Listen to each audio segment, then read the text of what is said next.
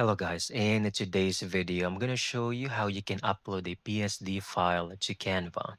Let's begin. First, let's determine if we can actually upload it to Canva. So it says, yes, you can upload and edit a PSD file, which is Photoshop files in Canva. It supports the file type and even separate the layers for editing. Now let's go back here. Make sure you already have your PSD file ready and prepared. Click on Create. Then over this section, scroll down or head over to Upload. Click on it. Then you can choose Upload Files. Then select your PSD file.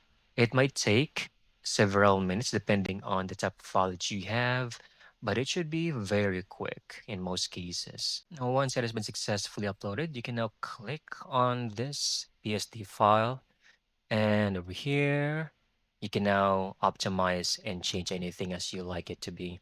And that's it. That's how you can easily upload your PSD file to Canva. I hope you found this video very helpful.